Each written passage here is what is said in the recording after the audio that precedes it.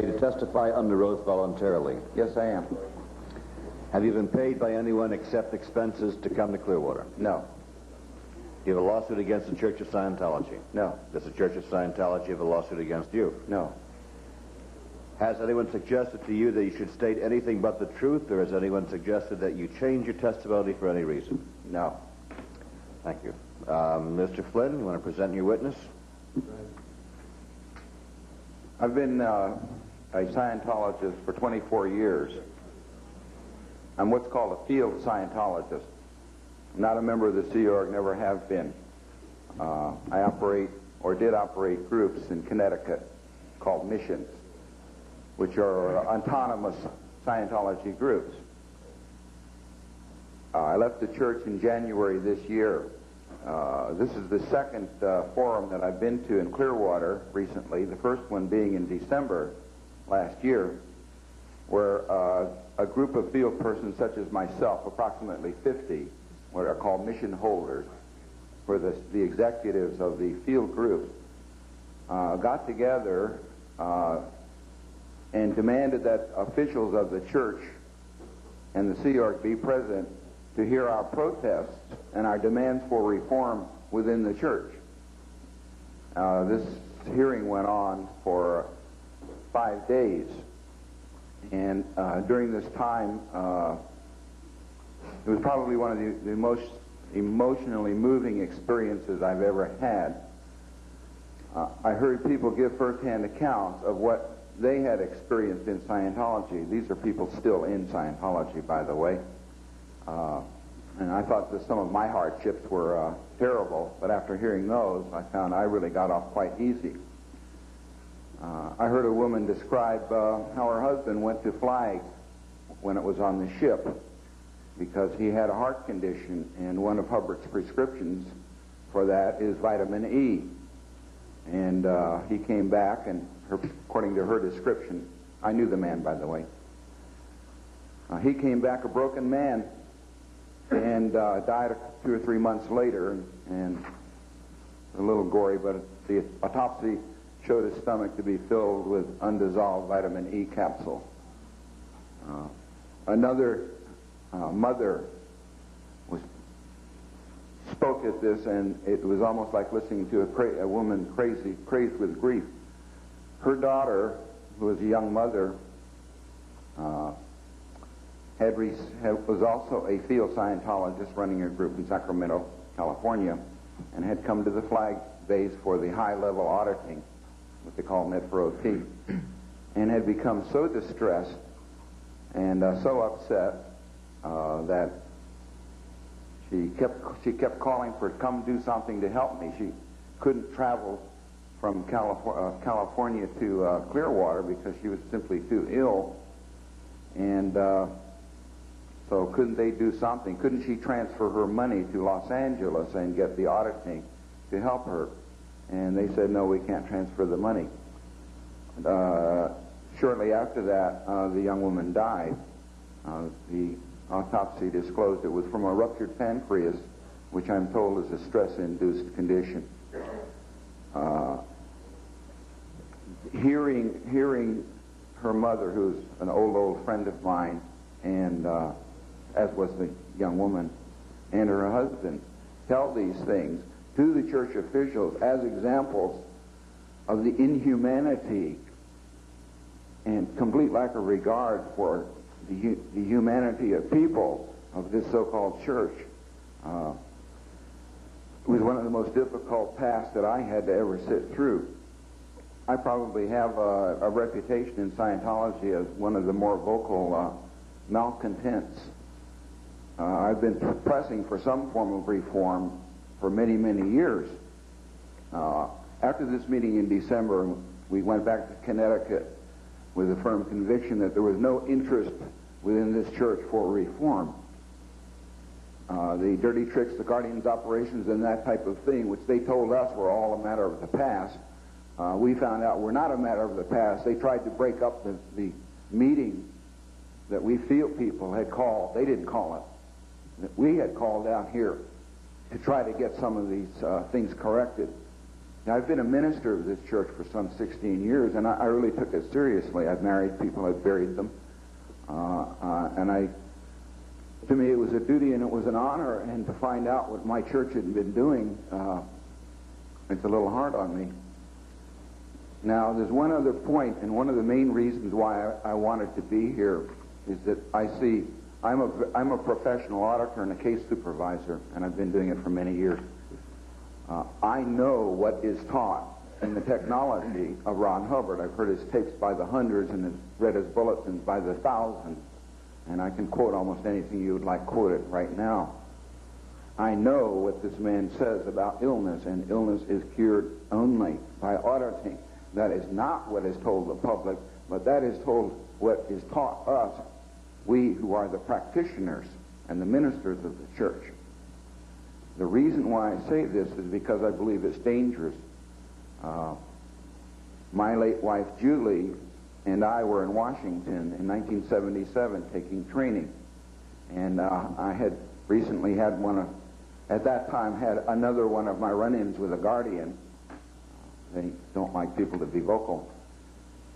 And so I was ordered to security checking, and had a guard posted on me and my wife, who was guilty because she was my wife.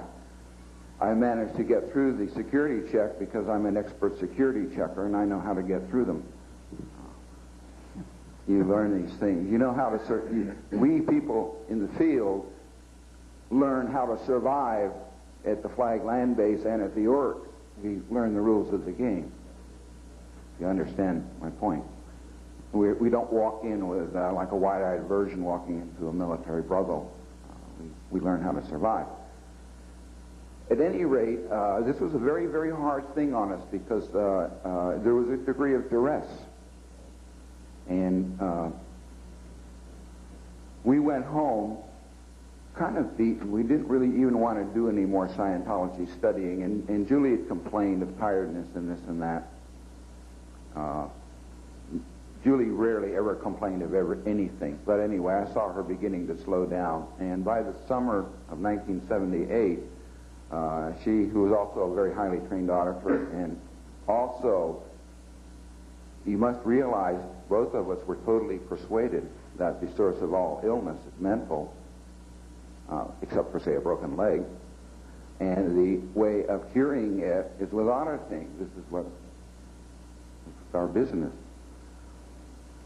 So during the summer, Julie lost more and more of her energy and had some swelling and some small chest pains and this and that, and began to lose her voice. So I thought, well, Flag has the best auditors in the world and should be able to help her out. So I sent her down here to Clearwater in, I guess it was October of 1978.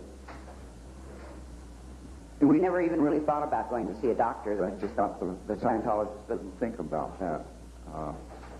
Well, they sent her back a week later, sicker, and she couldn't speak really. She couldn't even whisper anymore. She'd write notes. So I tapped on her back because she was complaining about her chest, and on one side I could hear the sound of it, the hollow sound that you hear when you tap, and the other side it wasn't hollow. And so I knew that there wasn't any air on that side. So we went to see a doctor, and he had her in the hospital very quickly.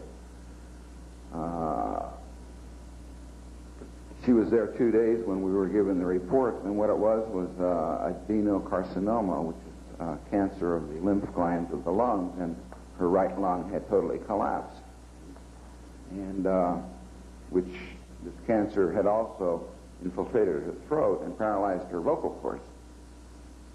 And it progressed to the point where it was totally hopeless. I mean, they didn't even suggest chemotherapy. And sent her home, and I cared for her for 10 days, and she died in my arms. And I began to think a little bit about this type of thing at that point. This type of thing isn't too easy to say. But I think that it's important that somebody say it, that this is what is taught the professional Scientologists. And by following the instructions and following what we worked very hard to learn, it cost my wife her life. She may have died anyway, we don't know. If we'd taken her to a doctor early, perhaps not.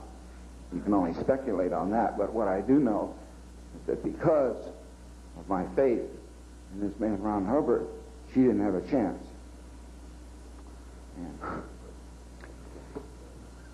Here's a few questions from me. Do you think the organization can survive a reform movement such as you would like to initiate? The organization that you have heard about could not possibly survive a reform movement. What percentage of the field people feel like you do? I would say 95%. How would you describe the people that are left at Flag now, which is Clearwater, left running the organization, the church? Are they the old-timers like you? I can describe them all right. I don't want to get sued. Are they the old-timers like you that have No. spent half their life or virtually their entire life in there, or are they the younger people there? They're immature, ignorant, brainwashed, religious zealots. It's my personal opinion.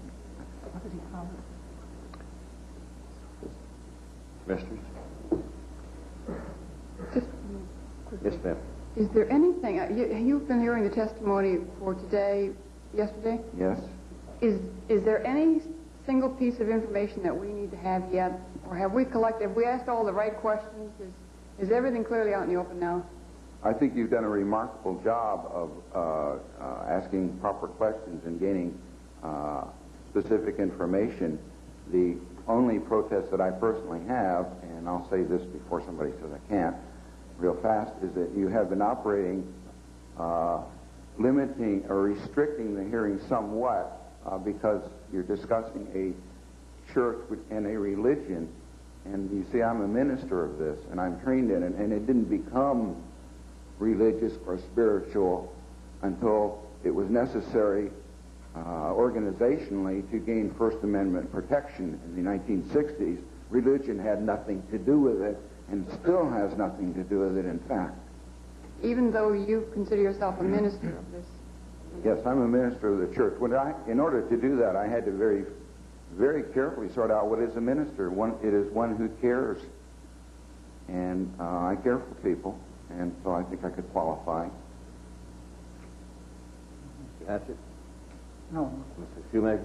Mr. McKee, the incident you described last December, you say that that was prompted by individuals such as yourself demanding that meeting be held? That's correct. It was called by two individuals who are field Scientologists, not church members.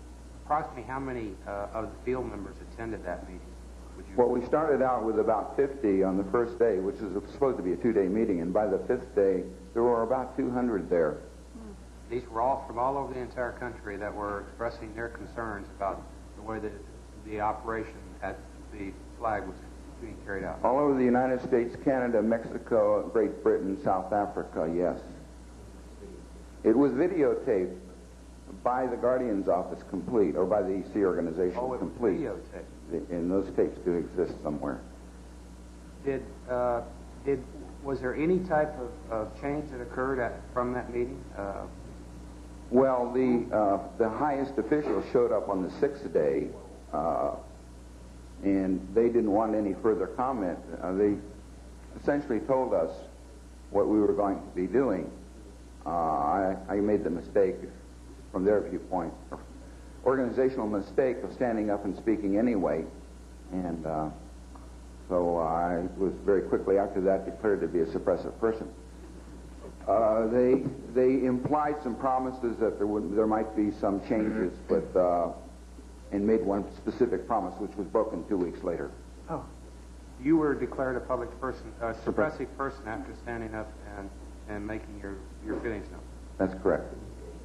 I was declared. The date of the meeting was first week of December last year, and I was declared, I think, the second week of January. Did they notify you of this, or how did you find out that you were been declared as a depressing person? One of the U.S. Guardian people came and gave me the piece of paper, laid the piece of paper on a table, and said he'd like to handle me. Oh, yeah. And from that point, what was your response? Well, handle meant that I had to recant and apologize for everything I did, and I didn't have anything to apologize for, so I said, well, you're going to have to take your best shot, because not only am I out, but so are my groups. So, with your leaving, were there a number of others such as yourself that have also left the church based upon that? I ran 2 missions. I was the director for 2 missions in Connecticut. A total of about 50 active people who would come 2 or 3 times a week. Every single individual and every staff member left with me. In your 2 missions? Yes. And my friends in Rochester also left. Mr. McKee, I'm sure you've heard described over the last few days some terrible situations relating to health conditions. Yes. Do you have any first-hand knowledge relating to? Not first-hand knowledge. I've heard the stories, but I haven't seen it. I saw it on the Apollo. I was on the ship, and I saw the conditions on the ship, and it was inhuman. Am I to assume those types of conditions did not exist where you were up in Connecticut, or? Oh no. No. See, a Church of Scientology like Boston, New York, or the Flag Land Base are churches of Scientology. We are Church of Scientology Mission of New London, Connecticut. Church of Scientology Mission of. I'm the president of the corporation, and there are no members of the corporation that are not members of Connecticut group. It's a franchise group. It's like Connecticut's McDonald's. Franchise. You had indicated that you had problems off and on by the Guardian's office. Are you familiar or aware of any with first-hand knowledge in which they've attempted to obtain auditing files from you for use? Well, yes, in relation to the extraction of information for nefarious purposes, I do not have any first-hand information. I always assume that no one would ever dare touch a confessional folder. Since I heard that, which was not too long ago, I've refused to send any folders. I mean, you did previously. You were before then. Oh yes. I were. I didn't know. And you sent those to Clearwater. Oh yes, many. I had a very hard time believing anybody would do that. Do the field people, are they aware of the I'll dirty burn them tricks? first, I guarantee you. Are the field people aware of all the dirty tricks? No. There is a gradual awareness creeping in. You have to realize that the information within the Scientology network is very restricted. Not many people even read newspapers, and if they do, we're taught that this is only enemy attack. And it's really marvelous. You were rather isolated then in New London, is it? New London and Waterbury, Connecticut, yes. Okay. We're not that isolated. We're just not quite that naive, maybe. Do you have a copy of the paper declaring you a suppressive person? I don't think I have it with me. But could we, if we asked for it, could we get a copy of it? Absolutely, yes. Gentleman on my left. Where was the meeting held? Where? Yes. At the Sandcastle, which one of the hotels owned by the Sea Org. What made you believe in the LRH technology? You were a good minister and a upstanding minister in the church all the way up until a few months ago for over, I guess, 20 years. 24 years. 24 years. What made you believe in it? Well, I can pass it off as stupidity, but the fact of the matter was that I'm training an engineer, and the book Dianetics has a very logical development of the subject, and that appealed to my thought process very much. And the thing it promised, which is what I wanted, being only a so-so student, was a higher IQ. They guaranteed you that? Yes. Did you ever consider L. Ron Hubbard's background, the promises held out? You were an engineer. Did you believe it more because he was a nuclear physicist? Well, I never quite bid on that one because I do know a little bit about nuclear physics and mathematics, but I granted the man some poetic license. Okay. My last question is, do you think the belief in the technology would be hindered if this flag base was put under any type of financial scrutiny? That the technology would be hindered? Yes. Absolutely not. What little there is workable to it, which really isn't very much, would be all they would have left, and it would be a tremendous favor if that's all they could do. You mean that instead, well, in fact, it might help the spread or belief of this technology if there was some kind of financial controls? Or Question. No, strike that, financial scrutiny. Okay. In my opinion, at this point in time, not only will Scientology no longer spread, it had stopped spreading about 4 years ago. By my observation, and I've observed quite a number of other missions, my own and orgs, it's been shrinking rapidly. And I think that the idea of financial scrutiny is vital, and I think it would also be allowed by law, corporate law, that the funds are handled as prescribed by law for not-for-profit corporations. Were that done, all they could do over there is service people. And that would actually help? It would help the people. Okay. It would help the people, but the little neo-Nazi types wouldn't have anything to do. Okay, Mr. Burfield. No, Do you have any other witnesses? No, what I'd like to do at this point, quickly, this is very vital to Mr. McKee's testimony and to everything else in this case. If we could put on I mentioned at the outset in my opening the decree in the case of the United States v. Article or Device. The case came down in 1971. The judgment was entered in 1972. At that time, after the Scientologists had lost 2 jury trials, with regard to basically all the issues we've talked about here, the medical issues, the court required, we could go down to the number 3. The court issued the following order, which is still in effect and has always been in effect since 1972.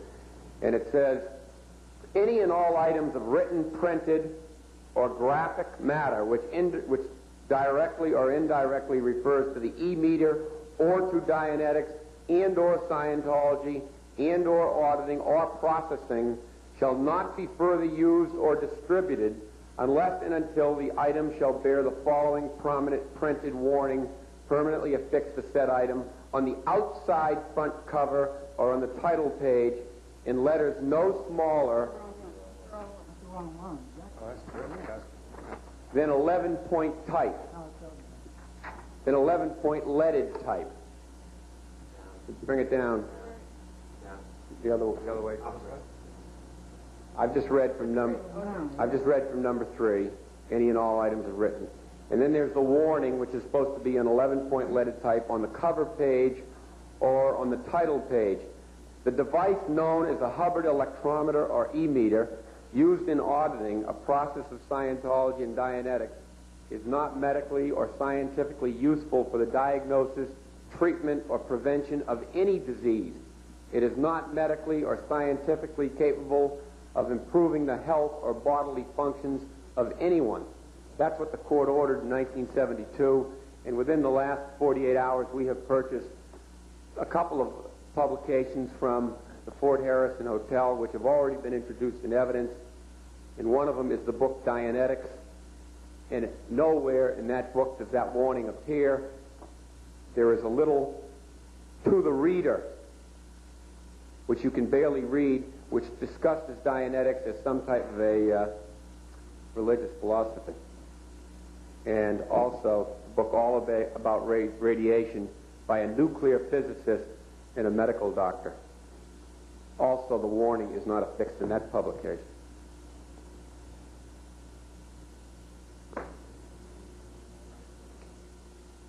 So I will put the judgment into evidence. Would you say they're in violation of the court order? That's correct. That 72 court order? That's correct. Within the state of Florida, the city of, or the county, Who should be made aware of that information? What agency? There, it could range from the Secretary of State dealing with the Charitable Corporations Division, the State's Attorney General, the Pinellas County State's Attorney General, the Pinellas County Consumer Protection Department, and if there was a Consumer Protection Department in the city of Clearwater, they could enforce it also. And the next exhibit is an exhibit entitled Scientology Operations in Clearwater, which is several hundred pages of Guardian's Office activities against your former mayor, Mayor Cazares, including Operation Taco Left, Operation Speedy Gonzales, Operation Keeler 1, Operation Keeler 2. Some of these things you've probably read about in the newspaper, as well as Project Normandy, the first page of which states project information. The major purpose of this project is to obtain enough data on the Clearwater area to be able to determine what groups and individuals B1 will need to penetrate and handle in order to establish area control. And then operating targets are just about every major organization in the city of Clearwater. And the last exhibit is simply, or the next to last exhibit, is a collection of documents involving basically how to commit criminal operations. And then we will be entering into evidence approximately 10 to 12 affidavits of various individuals that corroborate the testimony and some degree add to in some degree of some of what you've heard, including the affidavit of Tanya Burden, who was a Sea Org member at the age of 13 to the age of 17. She spent 2.5 years in Clearwater, during which time she received no education, as the affidavit states. She worked 16 to 18 hours a day between the ages of 15 and 17, coding and decoding telexes for some of those operations and other criminal operations beyond the United States. Those codes were double and triple coded in the OWL code, the EAGLE code, and codes of similar type. So she was coding and decoding, and she didn't even know what she was coding. And she ended up in the RPF. She describes conditions in the RPF, some of which you've heard here today. She describes an individual chained to the boiler in the Fort Harrison Hotel.